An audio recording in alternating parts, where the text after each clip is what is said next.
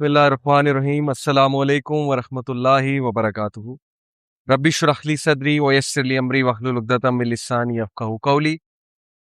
शादियों का सीज़न आ रहा है, कुछ लोग की शादियां होने वाली हैं, कुछ लोग शादी होने का वेट कर रहे हैं और कुछ लोग शादी होने की दुआ कर रहे हैं।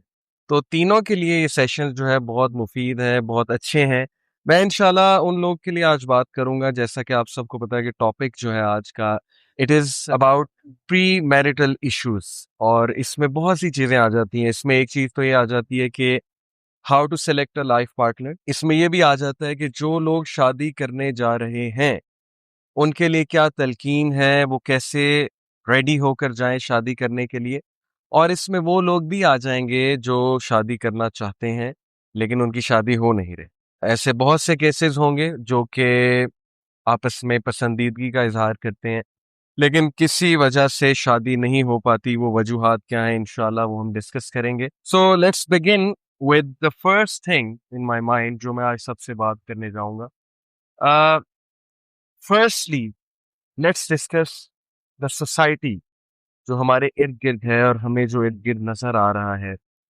इसमें सबसे इम्पोर्टेंट पॉइंट जो मैं मेंशन करना चाहूंगा वो ये है कि हमारी सोसाइटी बहुत तेजी से चेंज हो रही है। और जब मैं ये कह रहा हूँ हमारी सोसाइटी, तो आई मीन टू से कि हमारी जो यंग जनरेशन है अल्हम्दुलिल्लाह they are quickly coming to the दीन। दीन की तरफ वो आ रहे हैं, दीन को समझ रहे हैं। But there is a little problem over here. एक छोटा सा इशू है यहाँ पे। वो इशू ये है कि यूथ तो चेंज हो रही है तेजी के साथ, लेकिन उनके जो एल्डर्स हैं, उनके जो पेरेंट्स हैं, उनकी जो फैमिलीज हैं, वो अभी वहीं के वहीं हैं। और फिर बहुत क्लैश आ जाता है आपस में, आइडियोलॉजिकल क्लैश आता है जब यूथ चेंज हो जाती है। बट पेरेंट्स जो हैं वो ऑब्वियसली उनके वही अफकार और नज़रियात हैं, वही माइंडसेट है। तो जब ऐसी यूथ इर्द गिर्द देखती है सोसाइटी की तरफ, तो सोसाइटी में बहुत सी ऐसी चीज़ें हो रही हैं जिनको देख के वो फ्रस्ट्रेट भी होते हैं।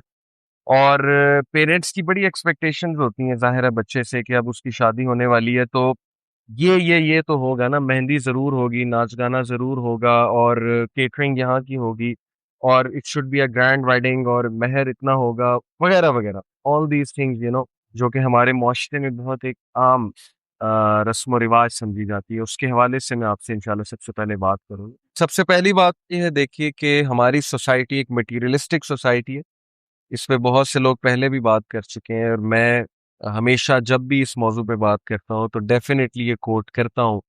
हमारी सोसाइटी का मटीरियलिस्टिक होना और उसके कॉन्सिक्वेंसेस, कितने डिजास्टर्स कॉन्सिक्वेंसेस हैं उसके, उसका अंदाज़ा अगर कभी पेरेंट्स को बिठा कर समझाया जाए, उन्हें ये बात बावर करवाई जाए कि हमारे मटीरियलिस्टिक माइंडसेट की वजह से कितना नुकसान इस वक्त हो रहा है हमारी यूथ का। और मैरिजेस ब्रेक हो रहे हैं उस वजह से। मैरिजेस जो हैं उनका सक्सेस रेट बहुत कम हो चुका है। पाकिस्तान में डिवोर्सेस बहुत बढ़ रही हैं ओनली बिकॉज हम मटीरियलिज्म की तरफ जा रहे हैं। देखिए, मटीरियलिज्म कोई बुरी बात नहीं है, but access of everything, access of materialism is always bad. अल्लाह सुब्हानहू व तआला ने कुरान मजीद में कहा, औज़ु बिल्लाहि मिनश शैतानिर रजीम, बिस्मिल्लाहिर रहमानिर रहीम, अल्हाकुमुत तकासुर हत्ता ज़ुरतुमुल मक़ाबिर, के माल के जमा करने ने, the hoarding of wealth has driven them away from the real purpose, असल मकसद से इन्हें हटा दिया, यहाँ तक कि दे रीच द ग्रेव्स, यहाँ तक कि कब्रों को पहुंच जाते हैं और फिर वहां पर इनको असल बात जो है पता लगे। अब देखिए, माल की मोहब्बत, पैसा पैसा, status, glamour, we have to show people, लोग क्या कहेंगे, रिश्तेदार क्या कहेंगे। रिश्तेदार जो है कल को हमें बातें करेंगे कि आपने आउट ऑफ कास्ट जो है वो शादी कर दी। कल को हमें बातें करेंगे जी कि आपने क्या, आपको हम में कोई नजर नहीं आया। कल को बातें करेंगे जी कि देखो पैसा इतना है और शादी कितनी सादा की है। कल को वो बातें करेंगे जी कि इन्होंने ये वाला फंक्शन नहीं किया, ये वाला फंक्शन नहीं किया, या फलाने को नहीं बुलाया, फलाने को नहीं बुलाया। तो there is so much burden on us. हम सब पे कितना ज्यादा बर्डन लाद दिया गया है, जिसकी वजह से शादी जो है वो बहुत मुश्किल नजर आने लगी है हमारे मुआशरे में। और ये भी एक चीज बड़ी मशहूर है ना कि ये बच्चा कमाना चाहिए, इसकी एम्प्लॉयमेंट बड़ी जबरदस्त होनी चाहिए। और जब तक ये किसी कंपनी का मैनेजर नहीं लग जाता, या जब तक जो है वो फाइनेंशियली बहुत स्ट्रांग और बहुत स्टेबल हमें नजर नहीं आता, तब तक हम इसकी शादी नहीं कर सकते। इन थिंकिंग की वजह से कि लोग क्या कहेंगे और بچہ فائنینشلی اسٹیبل ہونا چاہیے. اس کی وجہ سے یوتھ کتنا سفر کر رہی ہے، اس کا اندازہ ہم اس چیز سے لگا سکتے ہیں کہ اس وقت سوشل میڈیا پہ فحاشی کی بھرمار، بل بورڈز پہ فحاشی کی بھرمار، drama serials, T V series, movies, then pornography is so common. میں اس کی ڈیٹیل میں نہیں جانا چاہتا، آپ سب کو یہ بات پتہ ہونی چاہیے. On one click you can see anything you want. Then the fitna of the YouTube is there. Then there is intermingling of sexes. Then there is co-education. اور یونیورسٹیز میں بہت ایزی ہے کپل بنانا، اور اس کے بعد جو ہے youngsters they fall in love with each other. Obviously emotional attachment ہو جاتی ہے، یہ کوئی بڑی بات نہیں ہے. جب دو لڑکا لڑکی زور سے زیادہ بات کریں گے تو they are bound to get emotionally attached. اگر ایک نہیں، دونوں نہیں، تو ایک تو ضرور اس چیز میں جو ہے پھنسنے کا اس کا بہت زیادہ چانس ہے.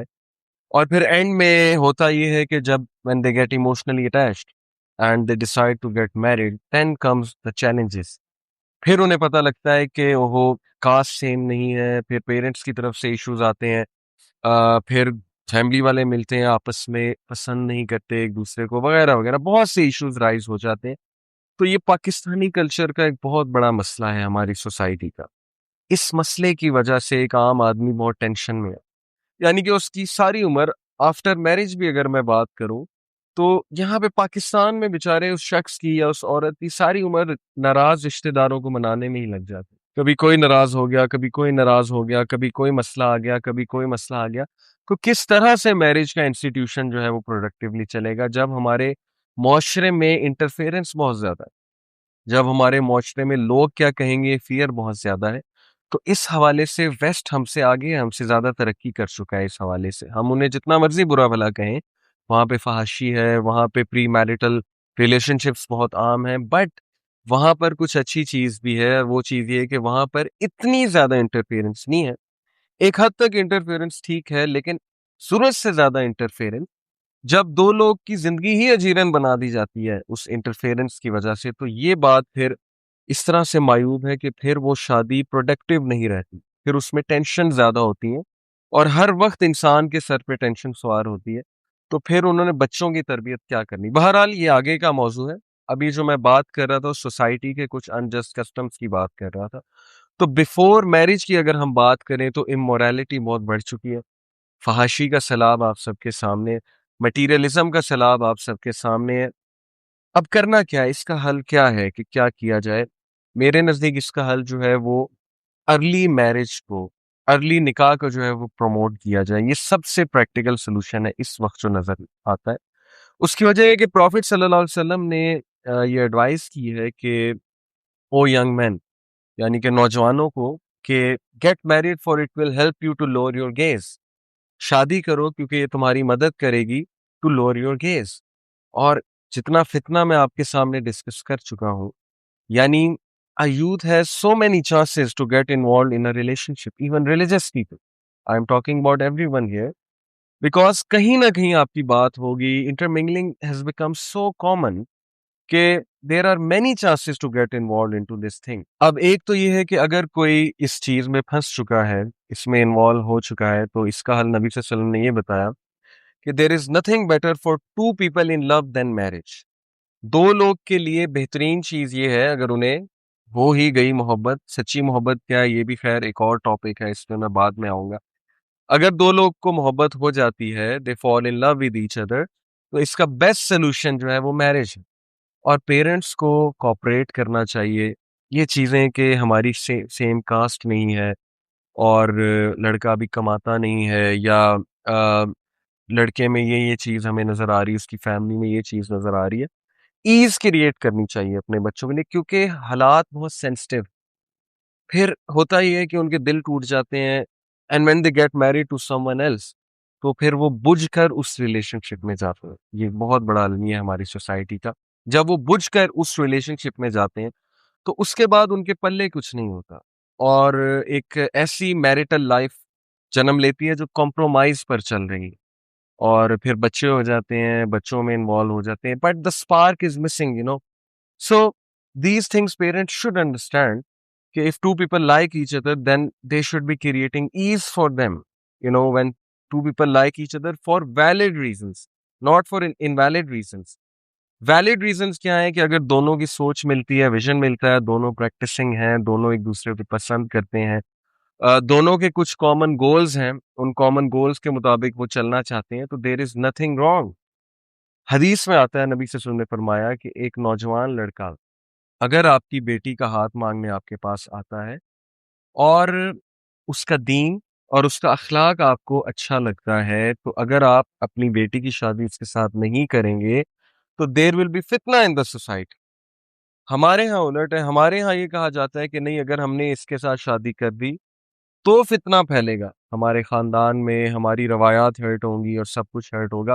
نبی صلی اللہ علیہ وسلم الگ بات کر رہے ہیں، وہ کہہ رہے ہیں کہ شادی نہ کی تو فتنہ پھیلے گا، شادی کی تو فتنہ پھیلے گا نہیں.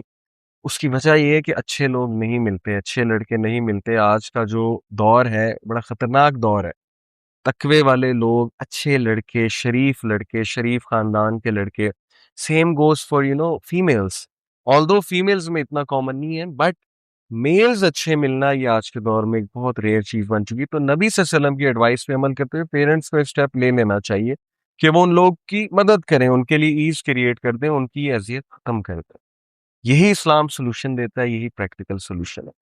دوسری چیز یہ ہے کہ پیرنٹس کو خود یہ انیشیٹو لینا چاہیے. آلدو میں جو بات کر رہا ہوں بہت بڑی بات ہے کہ وہ بچوں کا ارلی نکاح انکریج کریں. انہیں سمجھنا چاہیے کہ فتنہ جو ہے وہ کتنا بڑھ چکا ہے.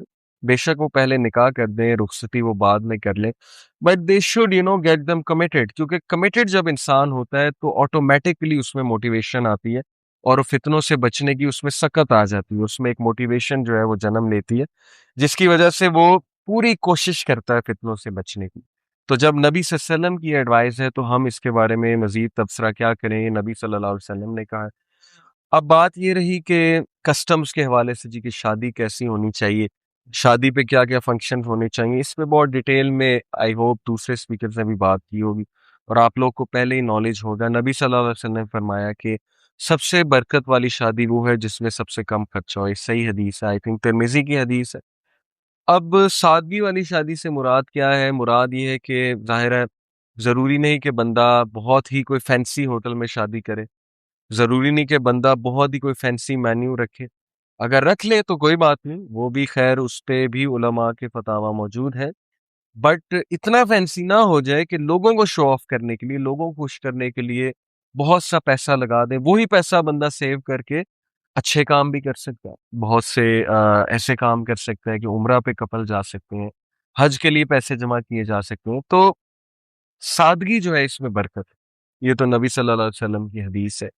نکاح مسجد میں، اس میں بھی برکت ہے. نکاح مسجد میں ہونا چاہیے. پیرنٹس کو اس پہ کنونس کرنا چاہیے آپ لوگ کو.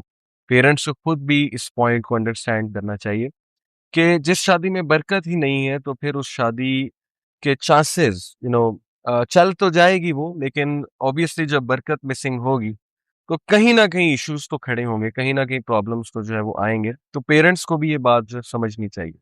پیرنٹس کو نکاح کی امپورٹنس پہ بہت ڈیٹیل میں ہمیں بتانا چاہیے، ہمیں سمجھانا چاہیے. ایسے کاؤنسلرز ہونے چاہیے جو پیرنٹس سے بات کریں، جا کے پیرنٹس کے لیے ورک شاپس ارینج کریں اور انہیں یہ فتنہ سمجھائیں جا کر، اور انہیں موٹیویٹ کریں کہ رسول اللہ صلی اللہ علیہ وسلم کی گارنٹیز آپ دیکھیں کہ نبی صلی اللہ علیہ وسلم نے نکاح کو رزق کے ساتھ جو ہے وہ تشریح دی ہے. ایک صحابی نبی صلی اللہ علیہ وسلم کے پاس آئے، غربت کی شکایت کی، تو اللہ کے نبی نے کہا کہ آپ نکاح کیجیے. وہ پھر آئے، انہوں نے کہا کہ ابھی بھی غربت ہے. نبی صلی اللہ علیہ وسلم نے کہا آپ دوسری شادی کیجیے. تو یہ حدیث بھی ہے ہمارے سامنے، یعنی کہ جو آنے والی عورت ہے وہ اپنا رزق لے کر آئے. اور یہ جو آیت کوٹ کی جاتی ہے، اللہ تعالیٰ نے کہا کہ جن لوگ میں استطاعت نہیں شادی کی تو وہ انتظار کریں، صبر کریں جب تک کہ اللہ تعالیٰ انہیں غنی نہیں کر دیتے. یہ فقراء کے بارے میں، یہ ان لوگ کے بارے میں ہے جو بالکل بھی نہیں کماتے اور جن کے پاس کچھ بھی نہیں ہے. یہ ان کے بارے میں ہے، یہ ان کے بارے میں نہیں ہے جو ڈی ایچ اے کے گھروں میں رہ رہے ہیں، جو گارڈن ٹاؤن میں رہ رہے ہیں، وابڈا ٹاؤن میں رہ رہے ہیں، مختلف ایسے علاقوں میں رہ رہے ہیں اور اچھا خاصا ان کے پاس گاڑی ہے، ان کے پاس ٹرانسپورٹ ہے اور ان کے گھر میں کھانا پکتا ہے. اگر ایک ایکسٹرا انسان آ جائے گا اس فیملی میں تو نہ ان کا بزنس ڈاؤن ہونے والا ہے، نہ ان کو کوئی اور ہارم ان کی طرف آنے والا ہے.